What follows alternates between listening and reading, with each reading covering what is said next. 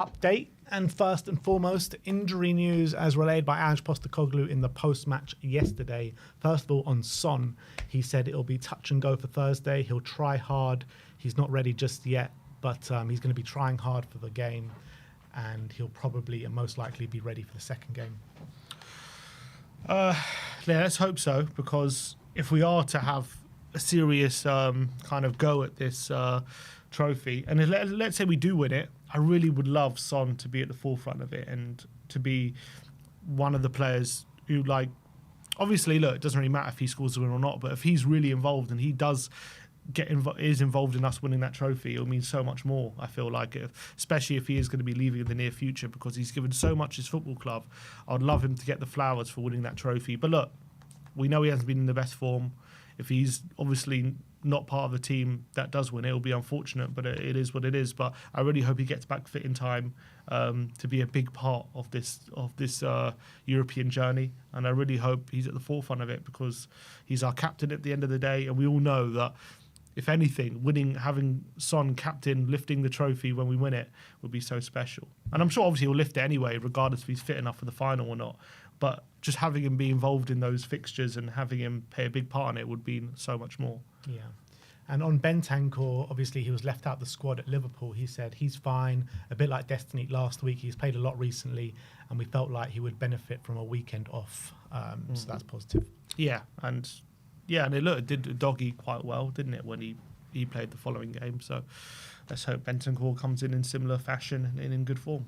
And looking ahead to the Bodo game, there's been some interesting developments on the Bodo side. They are missing some very key players going into the first leg.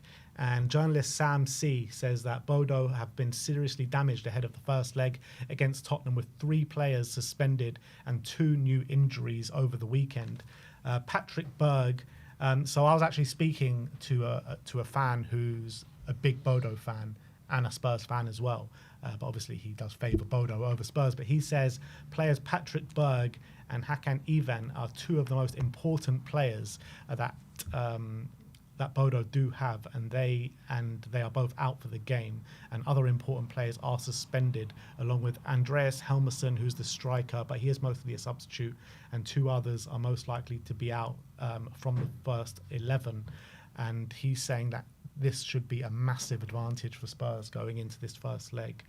And also on top of that, which is actually just completely separate, due to the success that Bodo have had over the last kind of year, they've actually played a competitive match for the last 13 months, which is mad. So they haven't really had the kind of summer break. They've all been together because like their league campaign have only just started over the last 3 weeks.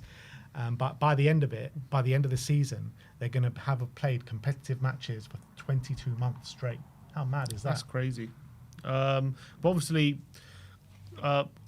when they're playing in the Europa League, it's not like they're playing every week. So they've got like 2 games in a month or something. Yeah. So, look, that's not exactly the most taxing. You still got to train, though, don't you? Yeah, I guess that's true. And they say I haven't had a break, which is pretty crazy and probably drives you mad not having a holiday. I'm sure they've been able to squeeze something in, some sort of break. But yeah, it's a crazy development. But in terms of, so they picked up, I heard some injuries from a centre-back you're saying yesterday. Centre-back and a central midfielder. So how many players are we saying they're missing from their starting 11? I think that they're saying they're missing about 3 or 4. 3 or 4. So that's two massive.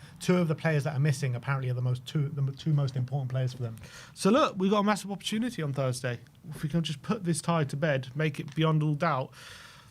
Not to say if we do win and still leave it open, we should be going to that second leg, depressed or anything, because we still can go there and do something. But we've just got to make sure that we don't, like the Frankfurt game, leave it as open as it. I know we went to Frankfurt and we won, and fair play to the team, and it was a great showing away. But Bodo's going to be an even tougher, different kettle of fish, different circumstances, especially with the turf that we know we've struggled on AstroTurf this season. So it's a massive opportunity on Thursday to put this tie to bed, take a commanding lead, because they just don't have a great away record. That's the truth. They're very much beatable when on our home turf. We've got the quality, we've got the players fit as well. We can really just put them under a lot of pressure. And we could take the tie beyond them. That is possible on Thursday. So if we can do that, that'd be massive. Yeah, I mean, with these players out, you have to do your best to put that game beyond all doubt in the first leg, man. You just have to. Like, you're looking at Bodo, and no disrespect to Bodo, I rate them highly, and I've been saying even before we got drawn to them, you know, don't disrespect them because they're a very good team on their day, and they can mix it with the best in this competition for sure. But with those players out, we have to make the most out of it on Thursday. We have to. Let's talk about this Villa situation now, because Spurs put out something on the website saying a statement saying that we'd like to inform supporters that we are in discussions with the Premier League regarding a change in date for our away match against Aston Villa, currently scheduled for Sunday, May the 18th. Further information surrounding this fixture will be announced in due course. And then today... Just on that statement, a lot of fans are saying, is it a bit too presumptuous to put a statement out like that? Yeah, I don't know why they put a statement out, to be honest. Surely like they could just do it behind closed doors. They could, but on the flip side, a lot of fans are actually applauding it, saying that's actually communicating ahead of time, when beforehand they're not very good at doing that. So, yeah, so you can look at it both ways. They're not saying like when they're trying to get it changed to or anything. They're just saying we're trying to get it changed. Yeah, but at least they're keeping fans informed every step, potentially. I guess that you could say that's a good thing. But on the flip side, if we lose, that statement's going to look so like an egg on their face. Yeah, yeah, for sure. It's pretty much similar to the whole thing when Arsenal were getting ready for their parade after the season for winning the league. Yeah, true. But anyway, I don't have too much of a problem with it. And then the Athletic today saying that Villa are objecting to the Premier League over a potential scheduling change for their fixture against Tottenham. The club fear that it could disrupt preparations for a defining set of fixtures in Villa's pursuit of European qualification. And journalist John Townley also said that Villa have written to the Premier League to emphatically reject Tottenham's request of bringing forward their fixture at Villa Park next month. And he understands Tottenham wanted to play that fixture on Thursday, May the 15th, to allow more time to prepare for the possible Europa League final.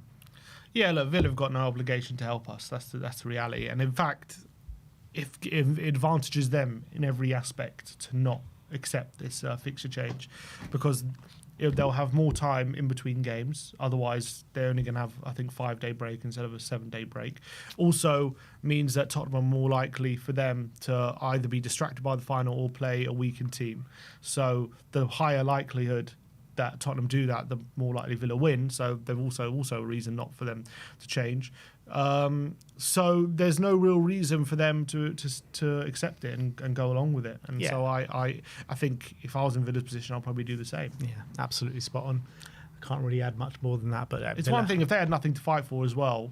Maybe you're saying wouldn't. They probably still wouldn't, but they obviously got Champions League football to think about, and they're in a fight for their lives. It's very close up there. Every point counts, so they're not gonna basically not take an advantage when they can get one at this point. All right, well, let's move on and talk about specific players, starting off with Cuti Romero. Matti Moretto says that Romero has already said yes to joining Atletico Madrid. However, the operation won't be easy because Spurs' valuation of their vice-captain is very high. Romero absolutely focused on Spurs' upcoming games, but the idea of being coached by Simeone fascinates him a lot. Ben Jacobs says that Atletico Madrid only want to pay 40 million euros for defender Cuti Romero, and Tom Allnut says that Tottenham want at least 60 million pounds for Cuti Romero. Yeah, there's no chance we accept 40 million euros. No chance. Yeah, no. That's like 35 million pounds. That's like 10 million less than what we paid for him. So no chance that happens. Look, I do think this deal was definitely in the works. 100%. I wouldn't be surprised if Romero's already given his verbal agreement to Atletico, saying yes, I'm very interested in joining you. I want this prop move and stuff like that. I think 60 million's probably more around the figure. I wouldn't be surprised if it's 60 million plus add-ons, plus some like 10 million add-ons or something like that. That's probably what I think Tottenham will be looking for. I'm sure there'll be a big negotiation. I'm sure this might be a protracted transfer. I wouldn't be surprised if this is one of those ones where you hear a lot about it in June, July, and it only gets done in August kind of thing. 100%. Yeah, I think this one is definitely is heating up, isn't it? Yeah. I think it will happen in the end, but you just know that Levy is going to make it as painful as possible for the hierarchy of Atletico Madrid. And I completely agree. I think this is probably going to go down to the wire. I think it will happen, but I think it will go down to the wire. I hope it's done before the start of the season, because going to the start of the season, like with this hanging over our heads, is just not something you'd rather have it all planned out. But Like, look at the Harry Kane one, for instance. You know what I mean? Like, Harry Kane, what was it done like? day before of the season. Yeah, the you know eve what I of the mean? season. Although it didn't really hurt our start to the season. It didn't, but I wouldn't be surprised if this is not too dissimilar to that. Yeah. Fabrizio Romano talking about Mark Guehi, and he says Tottenham do remain keen on Guehi from Crystal Palace. Chelsea and Newcastle are also interested. It's possible that Guehi leaves Crystal Palace on a free transfer in 2026 if a deal can't be agreed this summer. So if that is true, then Palace will probably want to do all they can to get some money from this summer. Yeah, and they're the type of club who usually, if there's good offers, they're more than willing to take money and reinvest it, and I think they've shown to do that. So I think if Guehi's not going to sign a contract, they have to be open to offers. The thing is, though, I'm looking at the centre-back options for Spurs, right, going into next season. Let's take Romero out of it. So you've got Van der Ven, you've got Ben Davis, who's going to be here next season. You've got Vuskovic, who's coming in. You've got Ashley Phillips, who's coming back. You've got Danso, and you've got Dragoshin. We're all assuming that Vuskovic is going to come in to the first team next season. Ashley Phillips has had another great season, even better than probably what he's shown in the past. What's going to happen with him next season? Is he going to go out on loan again?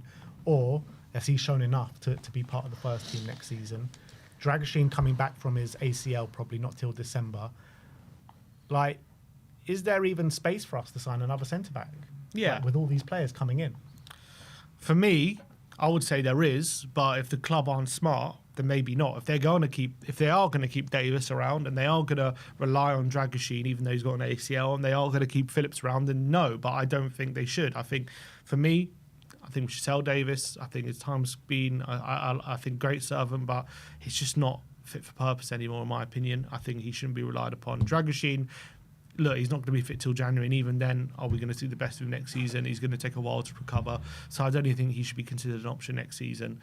We know Romero is probably leaving. Vuskovic is there, but he's 18. Phillips probably could do with another loan deal, I would say. He's still 19 or 20, so I mean, you could even say Vuskovic potentially could do with another loan deal, but if he is going to be part of the team, that leaves you, for me, with Danso, Van der Ven, and probably Vuskovic as the ones I would rely on. And for sure, with that, I would want another centre-back. I was actually speaking to this Croatian guy the other day in a really random interaction. And it turned out that this guy's uncle actually coaches Vuskovic at youth team level for Croatia. And he was telling me that the uncle was saying that there are still like a lot of key parts on his game that this guy needs to work on to play first team football in the Premier League. He's 18. Yeah, no, I'm not saying it's not fair enough. It's completely fair enough. But he thinks that the best course of action is probably another loan next season where he's playing week in, week out at a higher level than what he's doing now. And, you know, we're all thinking like with what he's showing in Belgium is obviously brilliant that he will be coming into the first team next season, but probably for his development, the best course of action would be to loan him out again. That's fine. And if that's his coach saying that, then it's probably quite accurate information. So then if that's the case, another loan deal. So then we need two centre-backs. Next up, Court Offside reporting that Forest, Villa, Newcastle and Tottenham all interested in signing Jack Grealish this summer. Man City are willing to sell for around £40 million. I mean, the price isn't the issue here. The wages is probably the issue. And I think probably a team like Aston Villa will, if they're not going to sign Rashford again, they clearly see they're willing to pay those kind of wages. Newcastle would probably be willing to pay those kind of wages. Forest, would they? I'm not so sure. But Tottenham definitely won't be. Only maybe a loan deal. I don't think we'll pay 40 million and then those wages on top of that. I think maybe if you would say take him on a season-long loan, maybe. I don't think any of those teams would pay 40 million and those wages, to be honest, unless he's willing to take a massive wage cut. So I reckon Grealish will leave on loan if he does leave, in my opinion. And last but not least, RMC Sport reporting that Newcastle, Man United, Tottenham, Chelsea, West Ham and Liverpool are all interested in signing Jonathan David this summer. Marseille are also trying to persuade the player to stay in France. Obviously, he is on a free transfer in the summer. It'll be interesting to see where he ends up. I also read a report that Inter are in for him, and I think that's such an Inter signing. David on a free transfer. Like, that is so typical Inter Milan. But, I mean, don't they have, like, enough strikers into Milan? They've got Taremi, Thuram and Martinez and Arnautovic, but maybe Arnautovic is leaving. I don't know what's going on with Taremi. Yeah. If they can replace them with David, though, David. like, I want to go somewhere, play week in, week out. You know what I mean? They got Lautaro Martinez, club captain there, starting up front with a Marcus Thuram as well, who's been brilliant this But I season. also think that formation's perfect for him, the way they play. Probably, but will he get enough game time with those players there? Yeah, for sure. They rotate a lot. They're always rotating. And they're in the Champions League. They'll be fighting for the league. He'll get plenty of game time, in my opinion. But in terms of the Premier League, obviously, I would like him to come to Spurs. It's one of those where, unless we're in the Champions League, I don't see us really being in the running. But if we do win that Europa League, maybe we could convince him, especially with Charleston about to leave, probably. Yeah, but I mean, if clubs like Chelsea and Liverpool are in for him, if Isaac's going to leave Newcastle this summer, they become a serious prospect for him. Isaac, he would be perfect for Newcastle if Isaac You know what leaves. I mean? Yeah. So I think there are clubs that in England that are way ahead of us in the pecking order. I think Isaac stays another year though. You reckon at Lille? Yeah.